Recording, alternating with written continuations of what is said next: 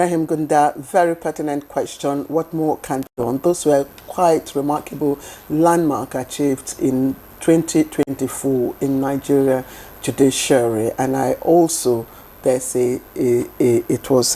been widely appreciated. Let's start our conversations here in the studio with our introductions, and I'd like to start with Leonard Silk. Maxwell Gidadu, SAN, is a professor of constitutional law and former dean of law, Nasarawa State University, Kefi, who is joining us live here today in the studio. Thank you very much, Prof, for joining us. Thank you. Happy New Year. Same to you, sir. And also with us here is another Leonard Silk. Oh, Jume and I today are in trouble. Sanusi Musa. Sanusi Musa, who is a legal practitioner. Leonard Silk Musa, thank you very much for joining us. Good morning and Happy New Year. Happy New Year. And from our Port Harcourt studio, we're also being joined by Chief Festus Oguche, a constitutional lawyer. Glad to have you join us on Good Morning Nigeria this morning. Compliments of the season.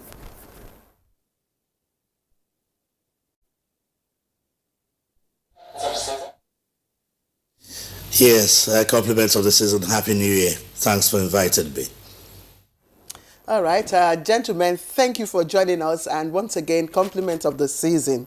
And I'd like to take my question off from where the new dispensation started. And it started with a woman who, became the 23rd and second woman, to occupy that exalted position as Chief Justice of Nigeria, CJN Kekereekun. When she came in, I think one of her first, speeches was, to ensure, that reforms within the judiciary, happen. And we saw, her first step in elevating, lawyers. But in highlighting the highlights, 2024 highlights in the judiciary, I'd like us to start with perceptions. Professor Idadu, what's your evaluation of public perception of the judiciary in 2024? Yes, from the backgrounder, we had a very eventful rollout of decisions that the courts in Nigeria generally gave, and particularly when one looked at the 2023 perception, which was very, very battered. The judiciary had a battered picture in the 2023. But when it now came up to 2024, and with the swearing in of the new Chief Justice of Nigeria, she categorically made it clear at her opening remarks and the day she was sworn in that she was going to make sure that she improves on the image of the judiciary. And the first step, as you said, that she made was that we should recount that even the apex court was just reducing to almost 10 justices of the Supreme Court. That was how bad it went down to. And if you also look at the barrage of thousands of cases that are pending before the Supreme Court, you would know definitely that something really had to be done. So that led to her having the number increased. Today, as we speak, there are about 21 of them, and it was all product of 2024. And secondly, there was one milestone which the CJN did, which is also very good for the image and the perception of the judiciary in 2024. And what was it? It was this aspect of her trying to wade in to stamp out this aspect of conflicting judgments coming out from courts of coordinate jurisdiction, which was also trying to at least take out and have a battering image on Nigerian judiciary. So to all said and done, the perception, in my own view, is that it improved on the 2023. Okay. And it will be very good if that can be sustained. Because if you look at the signals from Port Harcourt, before Port Harcourt was Edo 2020, the aspect of the governor that wasn't allowed, the judge, the court in Port Harcourt said he wasn't qualified, to run for election. Suddenly, a federal high court in Edo gave a judgment that he was qualified to contest, and eventually he did, contest. Kano, we are here with the fact that we have two traditional rulers, and we don't know who is the current emir of Kano. As if that's not also okay. We will now come back again to Rivers. Rivers is even the one that is just inexplicable. Just messy. Just real a messy picture that ought not to happen. And you see, a situation where the judiciary is turned into a situation Nigerians don't have any hope, as the last hope of the common man. And you hear courts giving out judgments, and people are confused. The layman doesn't know the difference between an ordinary high court of a state and a federal high court of a state. All he knows is that they are high courts. If you were to grade in terms of percentage, Yes. Or measure in terms of percentage, by how much percent would you put the improvement over 2023? And contextualize it. I'll put it up slightly above average, but certainly it leaves much to be desired. It leaves much to be desired. On that note, let's bring in Sanusi Musa, SAN legal practitioner. You're in the field. You're in the courts. Can you tell us what it has been like in 2024, battling it in court, trying to bring judgment for people who feel they need that judgment? And I'm sure it must have been a tax for you, shuffling between, between courts, trying to have judgment delivered the way it should be. So can you assess the judiciary in 2024, like let's say, compared to 2023, and what would be the outlook in 2025? Well, okay. Let me, when I always have an opportunity like this, I try to think for and to speak for those who doesn't have the opportunity for anybody to speak for them. Because if we sit to talk in places like this, it's all the conspiracy of the elites. Even how we view and say the judiciary is doing well or not well, it has to do with things that concern the elites.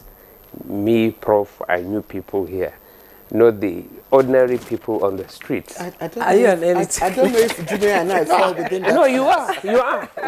Anybody that is qualified to sit here is an elite. Let's not. I'm just be realist. Yeah. Because, what I'm trying to say is that if truly we want to assess how the judiciary is working, it's not about what is being done either in respect of a former minister or in respect of. We need to check what is the record in our various prisons, the ordinary people. What is the percentage of those awaiting trial? Those are the issues that NTA should look at to from that year to this year. What is the percentage? What are the people, how many people the judiciary various courts were able to dispense justice to? What is the issue of the appointment process of the judicial officers? These are the pertinent issues that concerns the people, because once we don't pay much attention to those issues, the problem is that while we have some few, like in the Supreme Court, maybe in the Court of Appeal, and some few judges that have the opportunity to sit in those cases that get the attention of the media, may appear to be good judges. What of those people that are ordinary on the street? These are the issues that shape public perception, of which we're asking you. No, to yeah, help that's what us I'm review. saying. Yes. If we sit here to pretend that the public perception about the judiciary is all what it desired to be, then we will just be telling ourselves lies.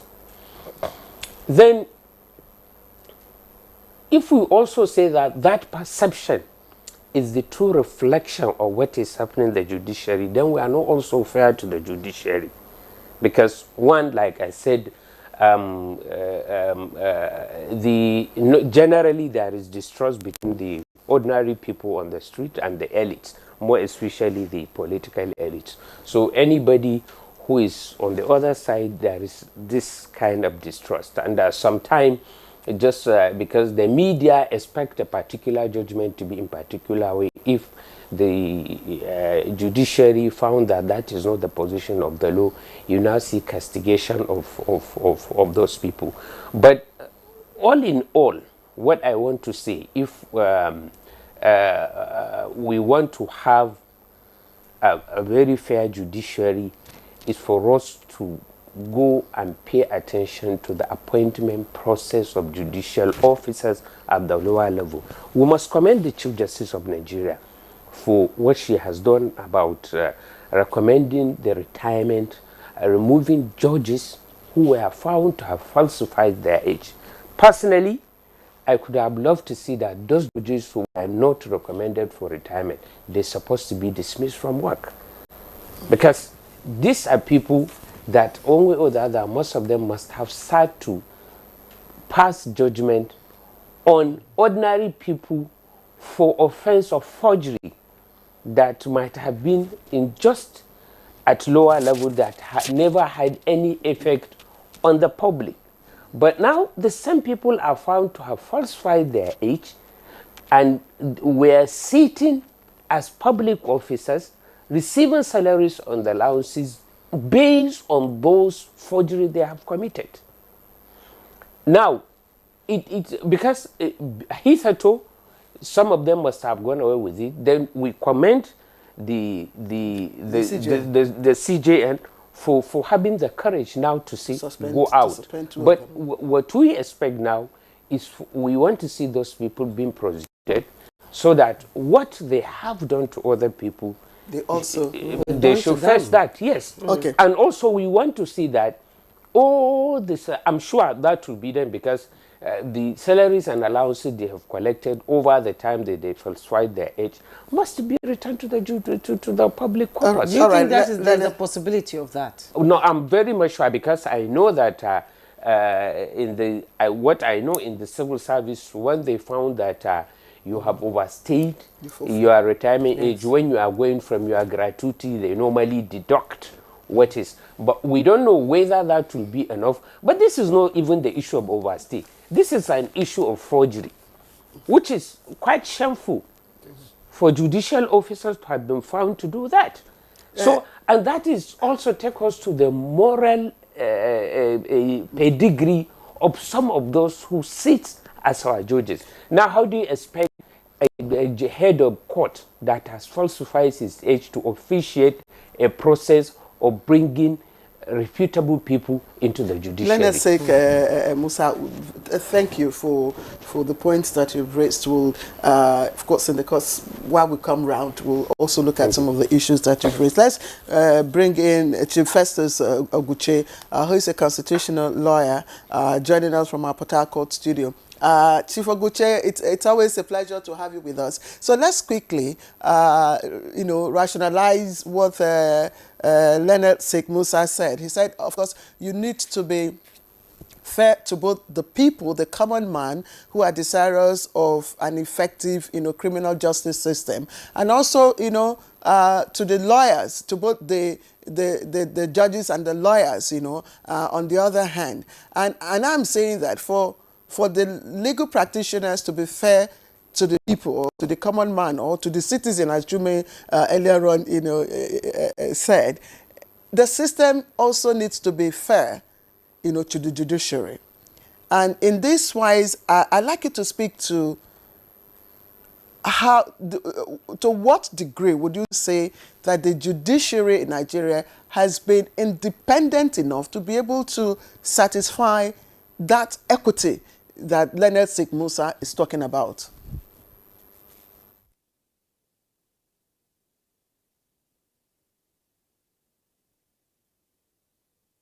Thank you very much. That's a very good question. I must first of all start by saying that I always approach issues regarding the judiciary with solemn candor, because it's a sector that's supposed to be sacrosanct, and when lawyers are called upon to make critical critiques of the judicial system, we do it. We try to meander through the path to ensure that you don't knock ourselves or keep use castigatory language on a system that you all profess to abide by with. It's not very, very easy to do an assessment of the judiciary. You are talking about public perception. The former Chief Justice of Nigeria had said that judges cannot be intimidated by public opinion. I agree with him. Public opinion cannot shape the decision of judges. Public opinion is not the groundswell of determining what a judgment should be or not. But then public confidence is very important in determining the quality and the quantity of justice.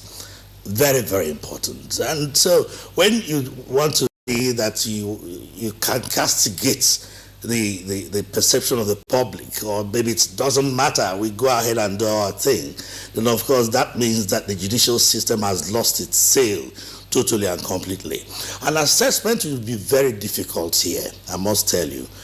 First of all, because we don't have an assessment performance index of judges. I expected something like that from the NJC or the National Judicial Institute. We are yet to have a performance index that will tell us the integrity of the judges, their performance, their conduct in court, the depth of their knowledge and scholarship, the level of their performance, cases against them, how many cases they are able to dispense within a particular period of time, the content of those cases, which is very, very important. And we are not saying them, in spite of the fact that there's been some reports there was this IFCPC report in 2020 lampooning the judges on being the highest, the judiciary has been the highest corrupt institution in Nigeria. There was this other recent one, but we are yet to see the facts relating to how they arrived at these conclusions. The empirical facts indicating the assessment, the performance, the level of candor exhibited, the quality of the justice that's turned out from them, or through and through. And because we don't find these things, these index and all that, we only hear that the NJC has suspended that judge or is hearing the matter of that judge. But how they go about it, we don't know. So some of these things have to be brought to the public view, so that people will understand the workings of the system. Because in most cases, judges will tell us that, look, if you are not a judge, you will not understand what it is. It is we that wear the shoes that know where they pinch. But then if you are looking for public confidence, if you are looking for public validation, which may not be necessary at the end of the day, like I told you, then you have to carry the people along. Because we find ourselves in a trajectory of a situation where we want to carry people along to restore the confidence, enhance that confidence of the people in the judicial system, which is very, very important. It's imperative. But if in doing that, then a lot of things will have to be disclosed. A lot of things, public participation in things will have to be done. I think it has gotten to a stage where maybe we'll begin to conduct polls and ask people questions as to what do you think about this, what do they think about that, not necessarily our reaction to election petitions or political cases, but cases that require some inbuilt mechanism for them to be properly showcased or highlighted to the members of the public, if you get my flow. To the best that I understand, the public confidence in the judicial system is crucial, and it's key to the understanding, not just the understanding alone, but also to the validation of that system. You know, if you have a system that has lost its sail completely, and with members of the public having some bit of, how do I put it, kind of attitude about it, then of course that means you really do not have a system, because you need the public to garner it. But if I want to tell you that my assessment of how far it has been, I would say it's been fairly well. to the extent that I understand. I think something is happening, something is going on, though we want better clarity on it. We want to look at a more enhanced judicial system. We want to look at a more open system of recruitment of judicial officers. We want to see a more better depth in decisions of the courts, scholarship, and the law. We want to see more evaluation, proper evaluation of facts in the manner that we used to see in 1972, 1973, up to the early 80s, late 90s, where you pick up a judgment of the Supreme Court and read, and you see the scintillating submissions and scintillating decisions that were being made. Totally different from what we have now. Thank you. Mr. Chief Oguche, for your opening comment, and you've raised some pertinent questions, saying, Chief Judge saying public opinion should not determine what judges do, but public opinion indeed matters, and the confidence of the people is very important for the judiciary to move forward, I believe. And, as the conversation continues to develop and go deeper, we'll be looking at other issues. Now, let me return to the studio where Maxwell Gidado, SAN, is seated. We've established how the judiciary was in 2024, and for the judiciary to move, experts are saying the reforms must take place, and we've seen some of the key reforms coming out. And let's look at the key highlights of one of the key reforms, and that is the Supreme Court rules of 2024. Can you break it down a little for people like me and our viewers to understand, putting aside the technical jargons of the law, so that they break it down for us to understand the Supreme Court law rules of 2024 and how it can enhance justice delivery in their judiciary? Yes. Like I said, the coming into office of the CGN is a plus, as far as the Nigerian judiciary is concerned. And for my Lord to have thought over the need for the new Supreme Court rules to be amended to take care of the backlog of cases. If they give you the statistics of the number of cases that are pending before the Supreme Court, the kind of perception you will give of the judiciary will not even be up to 2%. Because when you look at that adage that says justice delayed is justice denied, cases last up to 4 or 5 years in the Supreme Court. 10 years.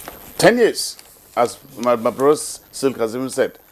So if you have a case pending before the apex court, and it could be something, in fact, before it even gets there, some of the litigants must have even died. Yeah.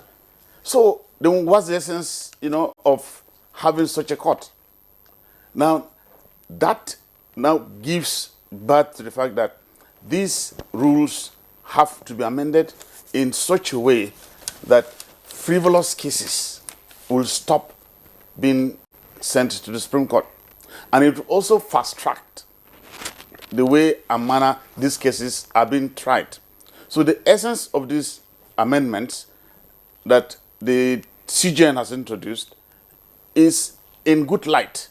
And it is also meant to ensure that people get justice. And if you even ask me, what I was even trying to proffer is that it should even go beyond the increase in the number of justices. Rather, there should even be an amendment to the aspect of jurisdiction of the Supreme Court to entertain certain cases. Let it even stop at the Court of Appeal. There are certain cases that don't even need to reach the Supreme Court. And that is why they are just congesting, the cases at the Supreme Court. So these amendments are made to ensure that the justices, the 21 of them, all have cases to work on and to dispense justice on time, so that people will get and know their fate at that apex court level. And secondly, cases between the states and the federal government also get to the Supreme Court, and Supreme Court has been giving them speedy, hearing, particularly cases that hinge on things that, if judgment is not delivered immediately, it will lead to stagnation, and it will lead to constitutional crisis in the country. And it is such cases that kudos has to be given to the new amendments that has been given at to the Supreme Court rules, which at the end of the day would put pay, to all these ugly incidences of cases languishing at the Supreme Court. And one of the advantage that the amendment has caused is that it has signaled to lawyers to avoid bringing frivolous appeals to Supreme Court in the name of wanting to get cases that will make them become senior advocates of Nigeria. So if you find out that this case you are bringing is frivolous and doesn't have any meaning, advise your client. Precisely. Exactly, so that there's no need taking it up again to the Supreme Court. Some might say they don't advise the client because of the money and the name it gives them, but like you say, some of these cases, go on and on until even the litigants at times, because they are no longer there, they are dead. So what happens to this kind of cases, actually? As soon as once a litigant is dead, that would be the end of the case. Particularly. What if he has descendants, or maybe it's a inheritance matter, it's Except money they are joined in the matter? case. Exactly. Except they are joined in the case. If they're not joined in the case, or that's it's a company. Exactly. Yes, but so long as, if it's a case that involves an individual, then there will be that will be the end of the case, as far as Supreme Court is concerned. Professor Gidadu, thank you. Let me take my question to Leonard Sheikh Musa, and I want to, differ a bit. I want to just talk about the public relationship between public opinion and public confidence. I mean, Rousseau said every institution and every system, every government is a social contract. The legitimacy of every government and institution is derived from the confidence, bestowed on it by the people. And that confidence is derived from how the people see, how they feel, what they say about a system. Now, if the people say the Nigerian judiciary, and again, even amongst us here, we've all said it. Prof, you've said it. Some lawyers say the Nigerian judiciary in 2024 was on trial. Though they acknowledge the improvements from 2023, like you said, the increase in the number of judges from 10 to 21, the appointment of elevation of 87, SANs, and of course the suspension of some judges. These are notable steps. But of course, they mention the issue of workload, which you have mentioned. Lawyers complain about the time taken for a case to be called up in the appeal court, which can take as long as, I don't know. There's the conflicting judgment, which has rendered the case of Rivers, a mess, and so many corruption in discipline. Leonard Silk, I mean, how frustrating can it be for, I think you can, the improvement of the public perception about the judiciary, everybody has a role to play. Exactly. Let me start, I'm sorry, I hope your DG will not find me wanting and blacklisting. If you think so, if you think so. Because yes. Now, look at NTA. You have a dedicated station called NTA Parliamentary, which you now air the proceedings of the parliament, the committee, so that people will get to know what is happening in the Nigerian legislature. But we don't have NTA Judiciary. We do.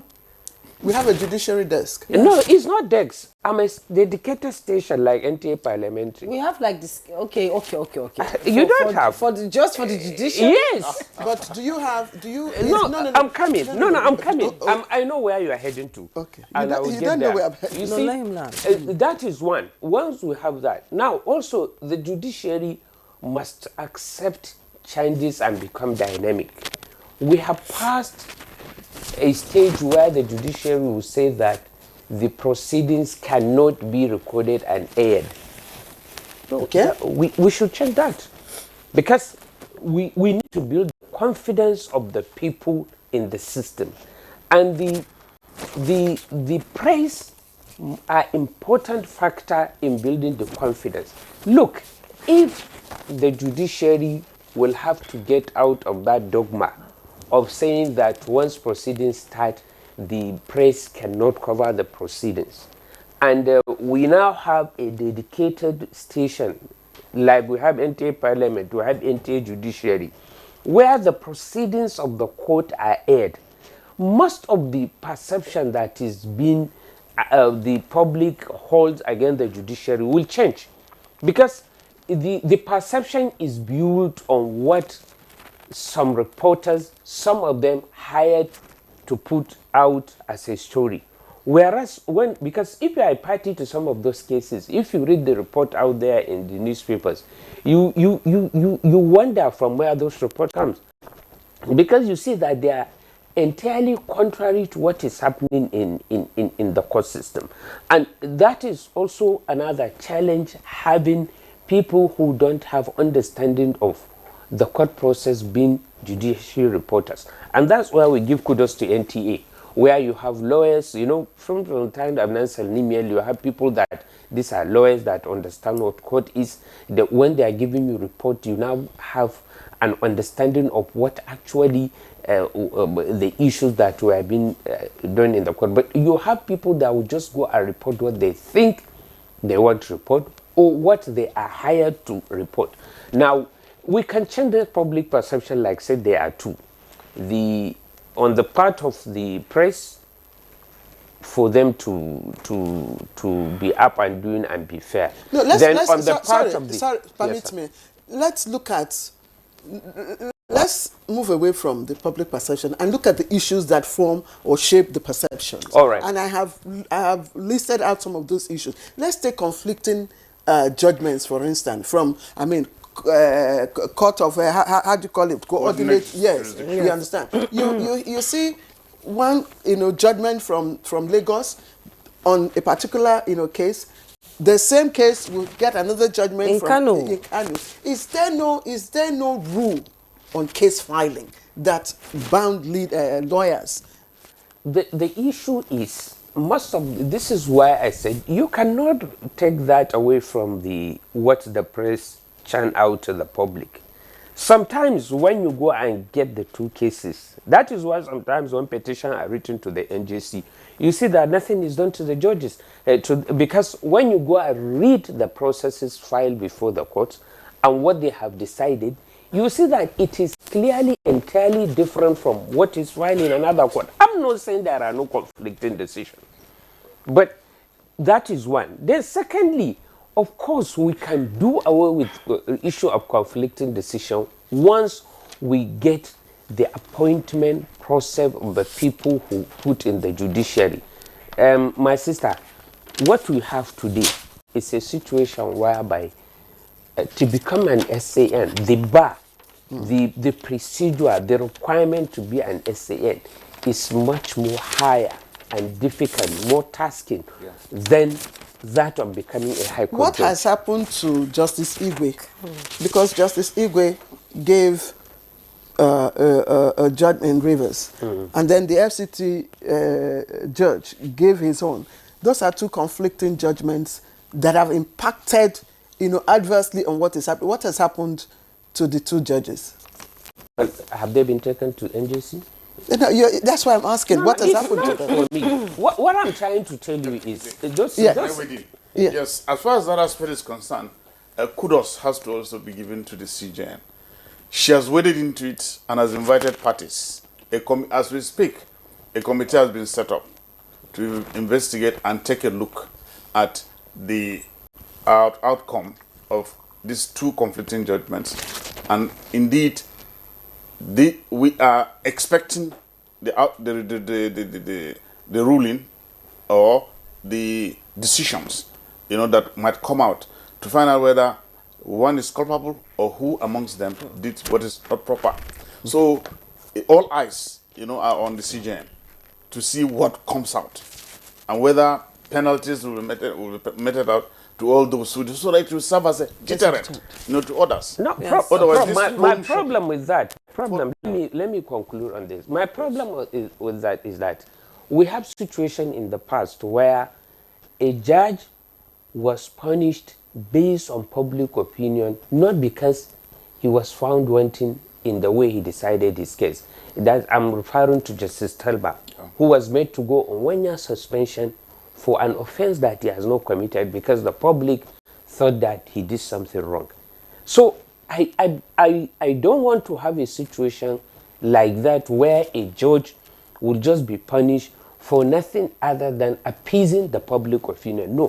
The reason why I'm saying the appointment process is important, look, once you appoint, once we know that the judicial officers are people that are proving integrity, are people who understand the law. If I go to Judge A and even if I go to Judge B, what I'm going to get is the something. These are incorruptible people. Nobody will be running from one court to the other. What we have today is there is debasement of confidence of the people, more especially in the state judiciary, because unfortunately, most of the judges in the state high court have made themselves to become willing tool in the hands of the state governors. So if you have any problem with the state governor, you cannot run to the judiciary and get justice. We have seen that happening in so many places. And this is why you see people trying to give federal high court jurisdiction so that they can get some reprieve from there. So once we don't get the appointment process on the issue of the integrity of the people, once judges do not accept the fact that they are there for everybody, whether you are government or outside the government, we will not get where we want to be. Because this is an issue that has to do with the appointment process and the confidence of the people in those manning the judiciary. That's why people say that the judiciary should be independent. It is. The judiciary should be independent from political and executive influence, and it is critical and very important for justice delivery, so that people, especially that is why I'm saying when we see that the level of independence of the federal courts is higher, whether we like it or not. We have seen that the courts, that when I talk federal courts, I'm talking about the Court of Appeal, the Supreme Court, the Federal High Court, the National Industrial Court, and the FCT High Court. We see their level of independence and the way they decide cases. I mean, how people, common man, will go there and get justice is much more higher. The confidence people have in those courts is higher than that we have in the states. Because we have a situation whereby the governors have, I don't know what's happening, the judges in the state have made themselves willing tool in the hand of the governors, which is no good. That is also not. You see, this is also the perception of the people, and you are saying that's what I'm saying. And it's very unfortunate. Yeah. It's very unfortunate. This is why you see people running to the federal high court. Can we take the yes, let's bring in Chief Oguche into the conversation. You've been listening to our guest in the studio talking about judicial, independence, access to justice by, especially marginalized communities, maybe at the state level and at the local government level, and thereby overloading the federal courts with cases that ought to be settled at the state level. Let's have your opinion. And, since for the past 10 or 15 years, people have been agitating for reforms in the judicial system, and these reforms are now being implemented. And let's talk about also the use of technology in justice delivery to the people, especially the marginalized people who tend not to understand at times the law and are being cheated at times in the courts by like what we call at times charge and bail lawyers who encourage them to continue with the case, even knowing that this case can be settled, you know, at the state level without going further. Let's have your opinion on that, and also on the independence of the judiciary from political and, you know, influence. You know, a lot of people say politicians dictate what happens in the courts. Do you agree?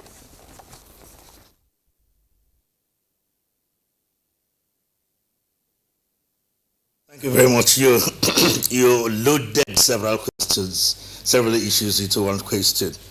But I think that the problem essentially is how to reconcile the seeming travesty that has been churning out of the judicial institution, and how we can reconcile it with democratic and constitutional drives. The problem is multifaceted, and I don't think it's just reformed by getting the agency to suspend or sack judges, or getting the Supreme Court to amend its acts or improve on its rules. I think it's something that has very serious roots in our orientation. It wasn't like that in the 70s, in the 80s, and like I stated earlier. Even during the military days when the junta was there, you know, there was some bit of, how do I put it, decorum in the system, both by the judicature and people that patronize them. I would rather say that any reform that will be targeted at bringing in proper judicial system will be very holistic. It has to touch on every segment of our judicial system, right from the base, the customary courts, the area courts, and not just one that requires maybe the NJC to sit and take one or two decisions and all that. I talked about a template for judicial performance. I talked about a template for case management. I talked about a template for the recruitment process of law judges. And these are very, very important signals to the fact that we have lost sail, like I said earlier, in some of these things that are considered very sacred. Even in the days of the military, I know that the judges were upright, the judges were very astute, and they call a spade a spade. Jurisprudence was very much all over the place that time. And judging was pleasant because it's all about integrity. It's all about honesty. It's all about applying the rules of law to facts, applying distributive justice to given issues, and making people go home at the end of the day satisfied that they've gotten justice. But then you're talking about the independence of the judiciary. How will the judiciary have independence when the appointment of the judges and justices are in the hands of the president and the governors? And in most cases, the criteria for such appointment are not within the sphere of merit or within the sphere of responsibility. You know, even though it is like that all over the world, but we've seen that we have politicians that are very desperate, and they can use that as an approach or something to get as much judges as they want by themselves. Somebody talked about the judges being under the burden of the governors in the states, which is very true. So you ask yourself, how did that emanate?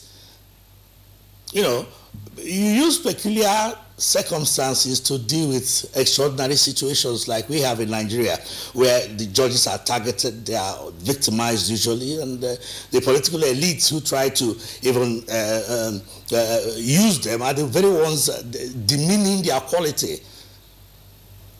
In the sense that if you are going to do any reform that will be very proper, any reform that will be very effective, then you start from the base of amending the Constitution over the appointment of justices and judges, over their discipline, over their emoluments, remunerations, over the funding of the judiciary.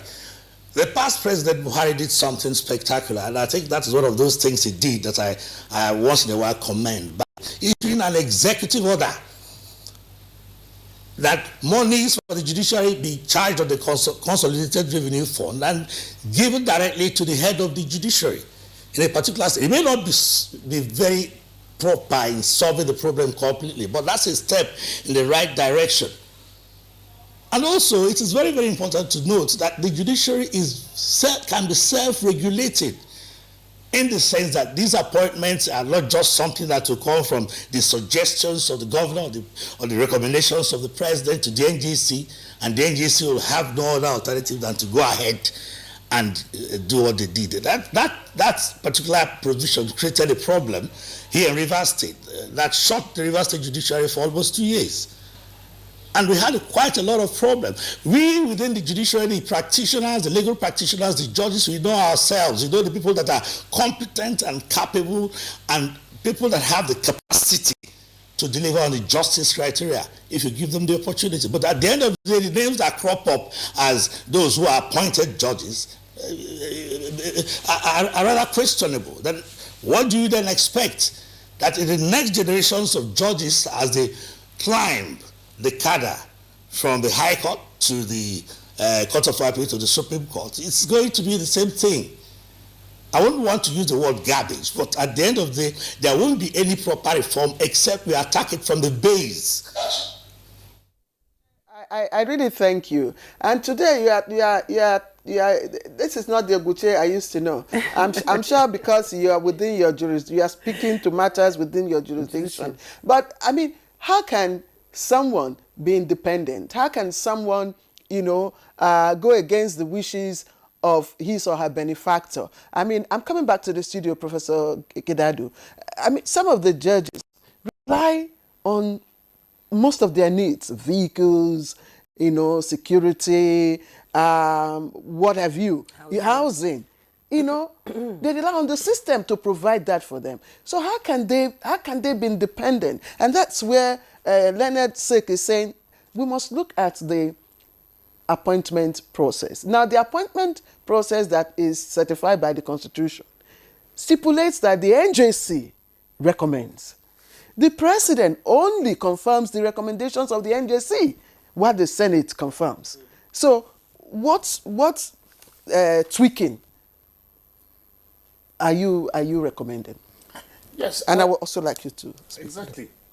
Now, the issue of independence of the judiciary in Nigeria is something that really begs for question. The Nigerian judiciary, in a word, is not independent. It is just on paper that, in particular with the amendment to the Constitution, that even allows monies that come from the federation account to the states that go through the chief registrar of the courts and the speaker of the House of Assembly. Now, but that said, the state governors still have a lot of influence over the disbursement of these funds. In fact, there are certain states where the formula they've derived, at the end of the day, what goes to the judiciary doesn't even take care of their salaries. Hence, they come back cap in hand to the governor. So with this sort of situation, how would you say the judiciary is independent? And talking about the independence of the judiciary too brings me to this latest thing that took place here at the FCT, where the caption, even the media, had it that the president has approved the construction of 40 houses for judicial officers.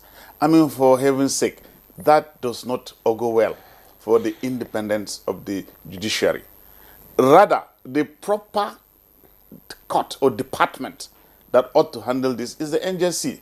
The NJC is a body that is being set up to supervise the running of the judiciary.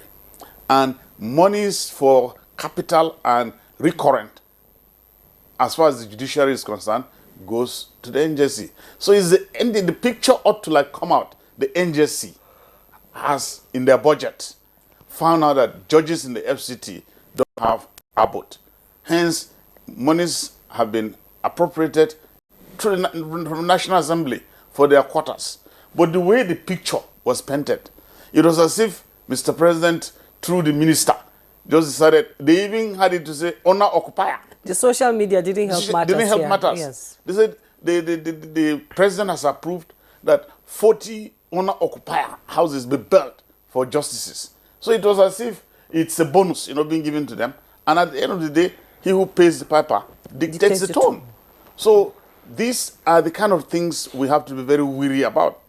We should be wary of this, and we should ensure that the independence of the judiciary is defended, and it is also seen to be carried out, and not just on paper.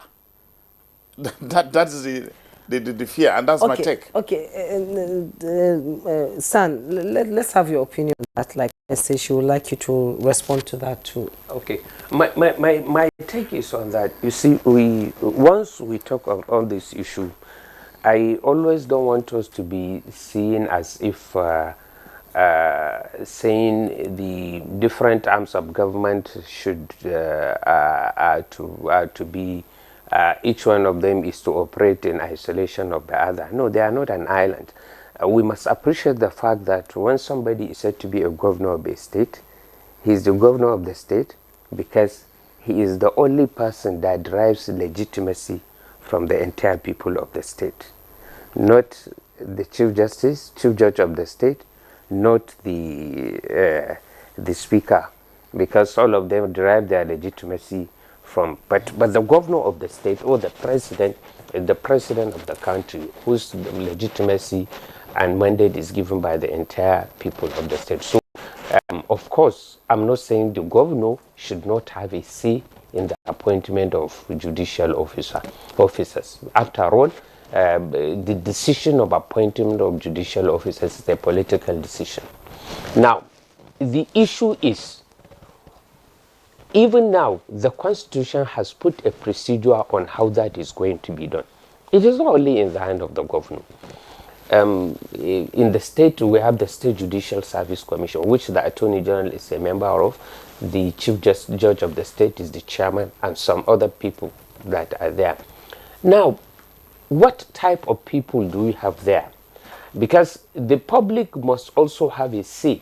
If the governor wants to appoint yeomen as members of the Judicial Service Commission, what are we paying attention to that? To say that no, the Constitution, even though you are the governor, you are the one who is given the power to make that appointment, the Constitution did not envisage that these are the kind of people you are going to appoint. When the appointment process starts in the state, for instance, I know of a particular Attorney General, a former Attorney General of Judiciary, who is the chairman of ICPC now.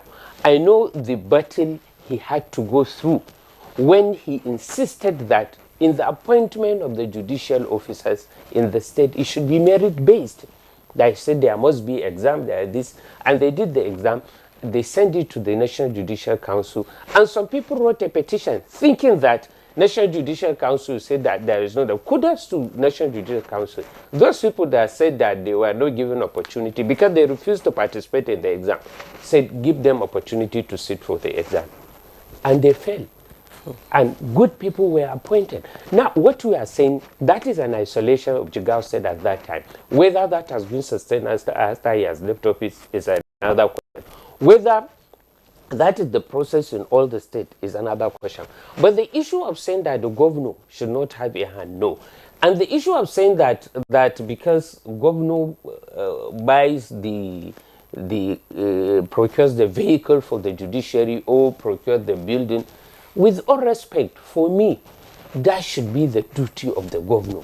The judiciary should concentrate on its duty of dispensing justice to the people.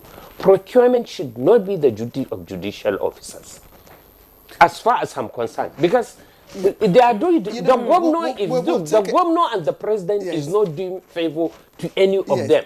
If we come together to insist that, just now my friend from Rivers is saying that under the military, we have judges that were churning out decisions even against the military. Please, we'll have to take a short break. Was break. not the military government that was not financing the judiciary that time? We'll have to take a short break. When we come back, we'll really look at the issue of fiscal or financial autonomy for the judiciary. Because sometime in under PMB, that's President Muhammadu Buhari, there was an executive order, that ought to have addressed that issue. Yeah. But we'll address that when we come back from this break. You're watching Good Morning Nigeria on the network service. Please, let's go for a short break. Don't go away. We'll be right back.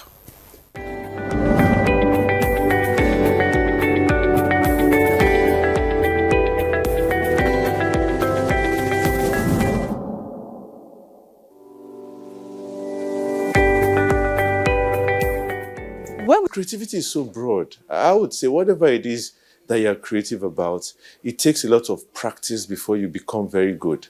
So if it's something you intend to pursue, it's something you have to keep doing. You have to keep practicing. It's not going to be an overnight success, which a lot of people look for.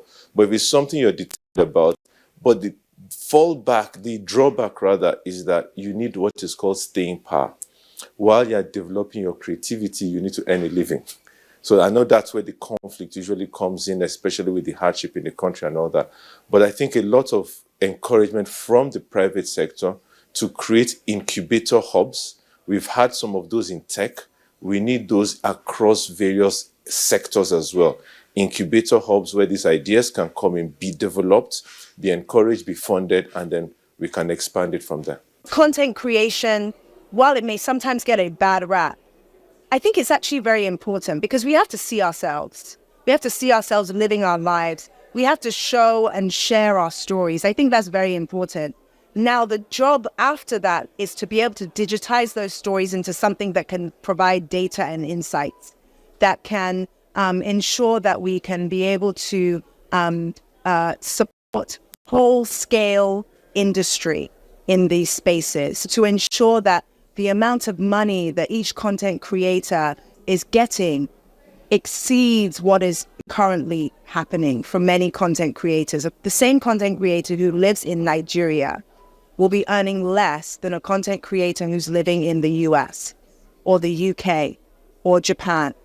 And we've got to also bridge that gap because most of that is being driven by the ability of the consumers to pay for those goods, and also the pricing that many of these platforms have. So I think this is not the job for the content creators and the young people. This is a job for people like myself in the ecosystem who can help support the right pricing, to advocate for the right policies, to support economic development for consumers who want to consume that information and that content. And even beyond content creation, we're seeing that many people are stepping in behind the camera. They are producers, editorial, they are graphic designers, they are in technology, but maybe not in front of the camera. And what we want to say is also, we need those people too. We need those stakeholders involved. And the job of many policymakers, DFIs, is to ensure that the strategic investments get there, the collaboration gets there, and we're deliberate in how we're saying we want to support innovation in our continent. There's an age group where your brain function is at its maximum, and that's the age group we call the youth, isn't it? So we need the youth, the younger generation who have the energy, the imagination to be equipped with the proper education, the proper tools, the proper encouragement, and then take what innovation they bring out and turn it into mainstream developmental ideas. So you find a lot of things that are invented by people in school or straight out of school. We need our patent laws to work so that they can earn a living from their imagination. Once the imagination is just for a one-year festival or an event, then it's not worth it. Somebody creates something, we need to get our patent laws to work, we need to enforce them, and then the private sector can use those patents to develop things and encourage more people to be more creative. Back in the days, yes, you had to be an engineer, a lawyer, a doctor.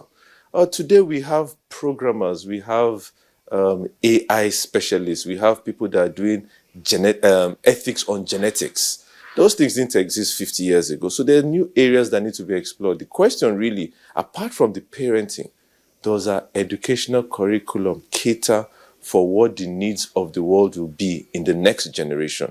Because our curriculum is dealing with the issues of the past. We need the government and the private sector to redo the entire educational curriculum to be forward-focused, not retroactive.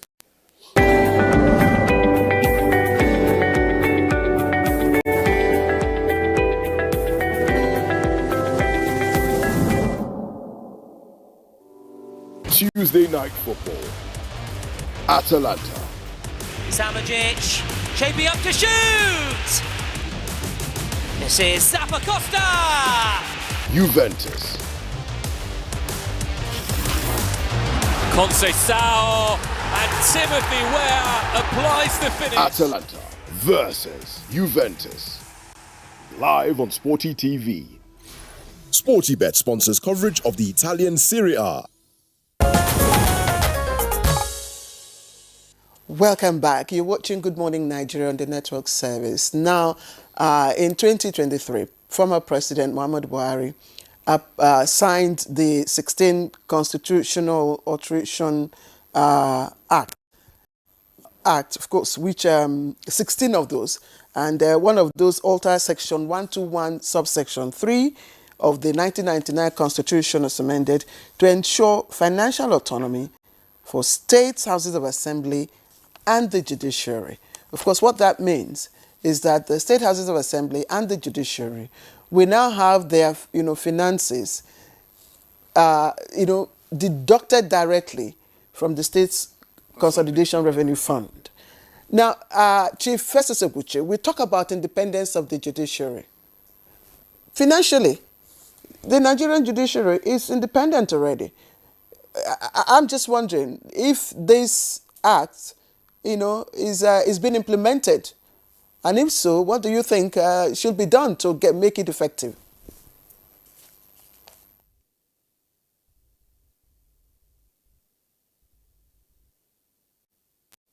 I was getting to that story when I was cut short. I was discussing the general areas that require amendments or alterations to ensure full independence for the judiciary. Financial autonomy is one of it. Then the operations of the judiciary, the appointments, the discipline of members of the judicial system and all that. And it's not that the judiciary is all on its own. It cannot be an island. There's fusion of powers even within the concept of separation of powers. And we must recognize that even though the judicial system is part and parcel of the political order, it cannot be ranked on the same realm with the other institutions and organs of that particular political order. That one is a sure point that must be understood at all points. And that's why I'm saying, even though my senior there in the studio is talking about getting the governors involved. But I'm saying that, look, in the United States, for instance, some positions of judges are elective. We can devise our own mechanism of taking care of our problem, particularly if these problems are extraordinary.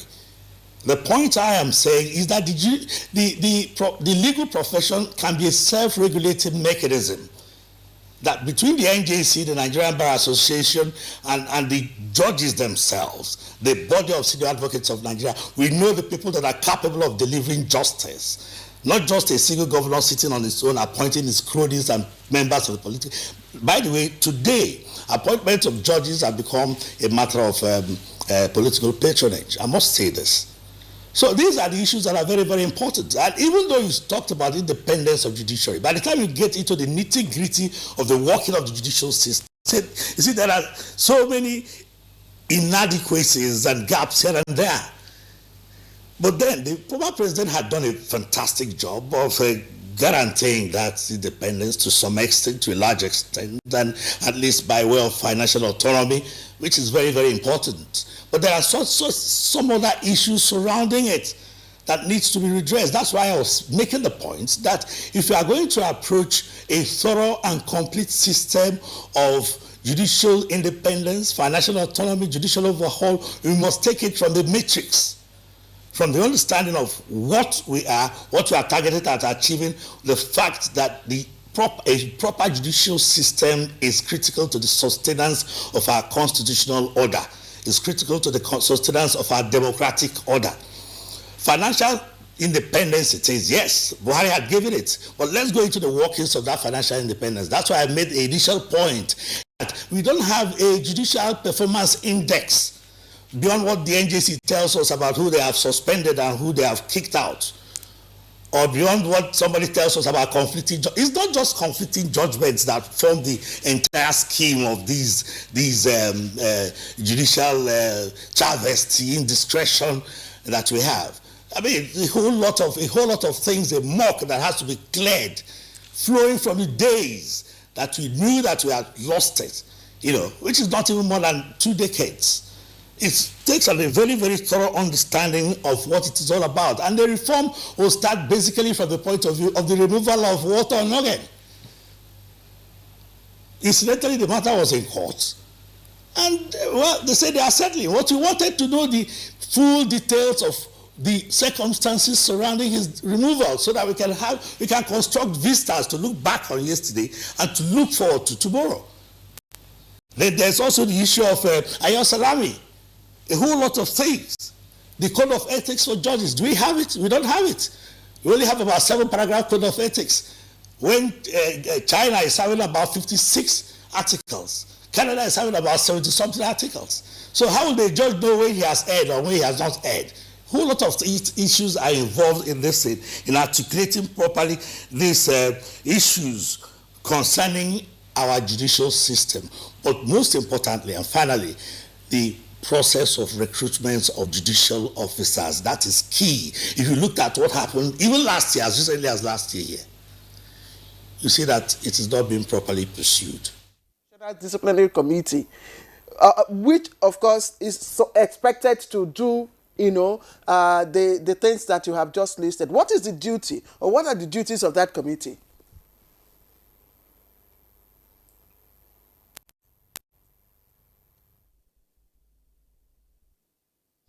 Come again with your question.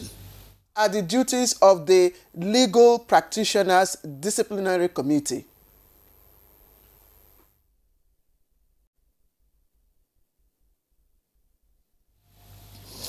Well, they have their duties cut out for themselves. We have the Rules of Professional Conduct. We have the Legal Practitioners Act.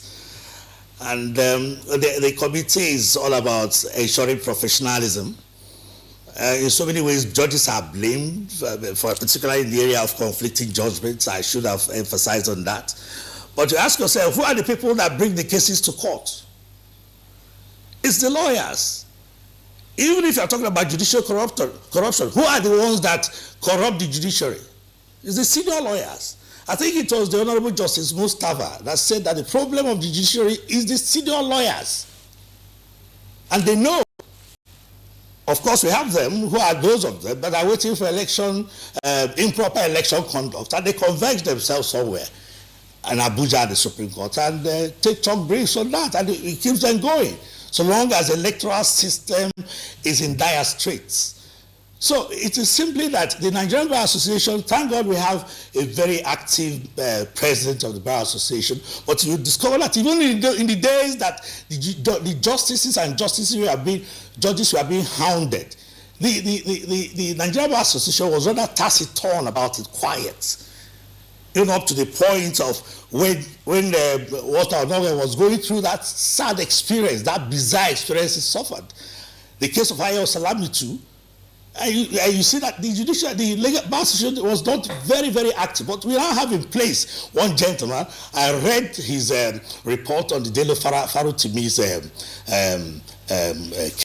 I read his report on the imbroglio that is covering the whole of Rivers State here, and I'm very positive. That's how a bar association should function. But then the committee, the disciplinary committee, has to up their game and begin to identify lawyers who go outside the realm of professionalism to even bring cases that are already determined on issues that are already determined before the court. Because the court has become one kind of place where you go and dump a case just to ensure that there's delay in justice. The Supreme Court, for instance, says that this piece of paper is white. And you take the same piece of paper to the High Court to ask whether it is white or black. These are part of the rules of professional. These are issues that are covered by the rules of professional conduct, and which the disciplinary committee should look into, particularly the activities of the senior judges, the senior lawyers, because they are the ones. Mustafa is not my mouth; it's Mustafa's CJN that said it clearly, pointedly, when he was the CJN, that the problem of the judiciary is the senior lawyers. If it has gotten to a point where we exterminate that institution, then let it go. Or let there be sanity in the system. That is why especially Ghana did not even want it like that. Even in some systems where they are still operative, Canada, it's only assigned to the Chief Justice, to the Attorney General. Several other countries, and stand it out. So it's a good tradition in the back. There should be distinction. But if it begins to pander to certain things that are not within the contemplation of its color or its character, then you can do away with it. Thank you. Thank you so much. You've raised some issues. I can see Sanusi Musa saying, sort of, smiling. Are you going to respond to that? And one other thing, you respond to that. One other thing I want us to talk about is the end products of the courts, which you mentioned earlier. The connection between the police, the courts, and the correctional system. There are some cases which are not supposed to go to court in the first place, and can be, through alternative dispute, can be, discharged at the lower level. So he has said lawyers are contributing to the problem in the courts, and of course lawyers are also bringing the cases to the court, and people stay in prison for years. Years, without even being brought to court even once. And we've seen other countries already closing down their prisons. I know of a place in Harlem. Of course, that prison. It's now an institution. For students. I had a training in the prison, which is now, what as we begin to wind down this conversation, what are your recommendations on that? I think I just want to say that if we want to get the system to be repaired, this holier than thou attitude, we should change it. Lawyers thinking that it is the problem of the judges, judges thinking that it is the problem of the police thinking that it is the problem of the public. The public thinking is the prison of the prisoners. All of us are to be blamed if truth must be told. The police, the lawyers, the public, the judges, everybody, the press. Because what we have today, if the police arrest non-criminals, when the public are not forthcoming to appear as witnesses in court, the police and the judge will have no option than to release that person, because they cannot convict a non-kidnapper or a non-armed robber in the locality without witnesses who were victims of his crime. But you find a situation whereby people are not ready to come and testify against those criminals, and still the same public expect that criminal should be locked up by the courts. How will a judge, how will you be sitting as a judge because they bring somebody and say that person has committed robbery at the Central Mosque here? You just now assume that is the truth and send him to prison. No. What did he rob? Who are the people that he robbed? What are the items? How did it happen? You need those evidences to be before you. But look, recently somebody bashed my car here in Abuja. And the man was drunk. I was annoyed because he was drunk, and I waited. We called the police. We went to the police station. To my surprise, the DPO was more concerned about the man, me and him settling him, repairing my vehicle, not the enormity of somebody driving under the influence of alcohol. Because it appears that it was not even an issue for the DPO. And for me, the most important thing is about that person driving under the influence of alcohol. Kill somebody. It's not about my vehicle. But these are the issues. Yes, so in a final note, we should stop this blame game. I have a role to play. If we want the system to be correct, you have a role to play. Profile has a role to play. My friend Uguche has a role to play.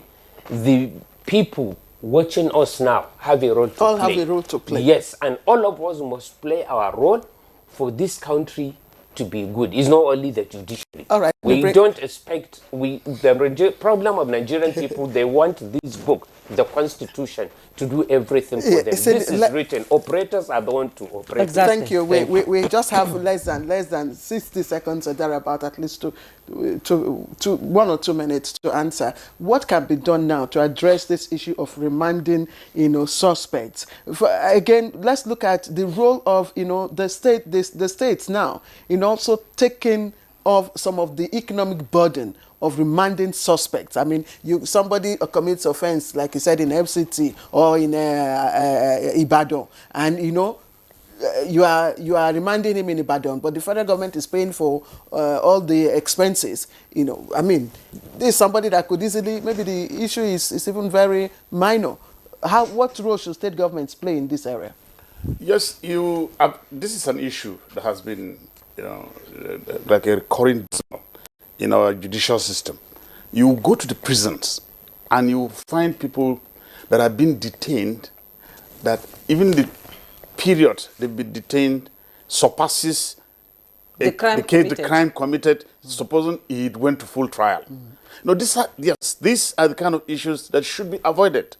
We should try and find ways and means of settling de minimis cases that don't even need to get to court. Should federal government still be responsible for suspects that are remanded in state prisons? Yes. No. Let the states handle it, and let them find a way of dispersing these cases with speed. Cases that don't actually need because some they find could just be 5,000 naira, 10,000 naira, exactly. And you see such a person languishing in court for God knows how many months. For 10 years at times, not months. Such things should be avoided. Indeed. All right, yes, and there are federal prisons also in the states. So precisely. I think the federal government should, because we saw a case recently of a man that was sentenced to death. We have to go. Chicken, yes. So we have to go. Max Gidado, SA and a professor of law, thank you so much for your insight into our conversation this morning. Welcome. Sanusi Musa, SA and legal practitioner, we appreciate your contribution. And Chief Festus Oguche, a constitutional lawyer, glad to have you join us from Port Harcourt again. Thank you so much.